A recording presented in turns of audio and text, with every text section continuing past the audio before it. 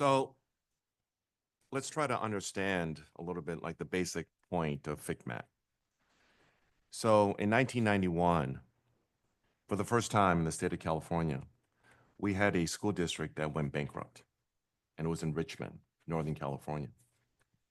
And the issue at that point was that there was a lawsuit involved there. And the lawsuit was against the state of California, obviously against the school district, but the school district didn't have any money. So the lawsuit was against the state of California. And the state of California said, how can you come after me? Because we didn't approve these people. We didn't do anything with these people. Why are you coming to me? And then their argument was the California Constitution enshrines the right of every child in California to FAPE, a free and appropriate public education. So all of a sudden, for the first time, now California had to bail them out. I think they bailed them out. It took over $100 million, right?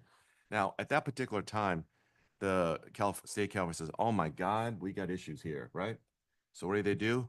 They passed AB 1200, and part of AB 1200 was Fcmat, okay? The Fiscal Crisis Management Assistance Team. So this is what this is about. All right, now, the way that Fcmat works is that they just don't come in to do something, right? There's situations where they're going to come in. For example, if a budget has been disapproved, in other words, the board can't approve it, right? Another situation where they may come in would be if you have a negative interim certification, right? Remember, we just gave a positive one, right? Another situation is that you have 3 consecutive qualified interim assessments or certifications, right? Another possibility is where the county superintendent comes in and says, I disagree with your certification. I'm going to downgrade your certification, right? And of course, the last one is if you're not a going concern, that means you're about to go under, right? Okay. So Fcmat, when it was brought in 1991, which is when this bankruptcy occurred, it was supposed to do what? It was supposed to assist. That's why management assistance is part of this, right? They don't just go straight to the audit. That's not the way Fcmat works. What happens is they come in and the first thing they do is a FHRA. They do a fiscal health risk assessment. They look at the district, and they say, okay, how's it going? Now, there are many parties that can request this, right? The school district can request it itself. County superintendent, again, without going to all this other stuff. So should there be an FHRA, I think that's a good idea, right? It doesn't hurt, right? Now, if you take a look at the state of California over the last several years, how many FHRAs have they done? They've done many, right? In terms of naming school districts. I think Glendora had one. I know Bassett had one.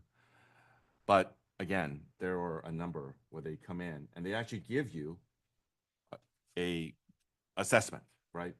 A risk assessment. But the audit is entirely different.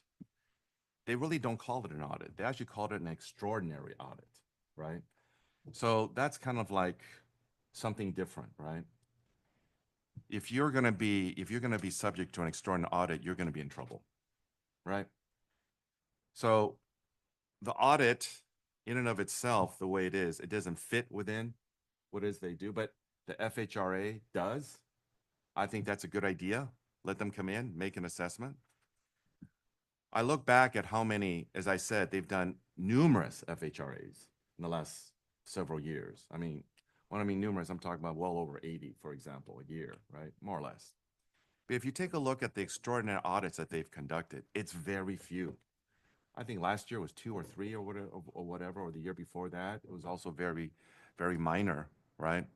I do know that back in somewhere around the 2020, somewhere around there, that they did do an extraordinary audit for Bassett, right? So again, let's understand what we're asking for here. I have no issue. In fact, I would welcome an FHRA with respect to our school district, but not an audit, right? Thank you very much. I yield back, Madam President.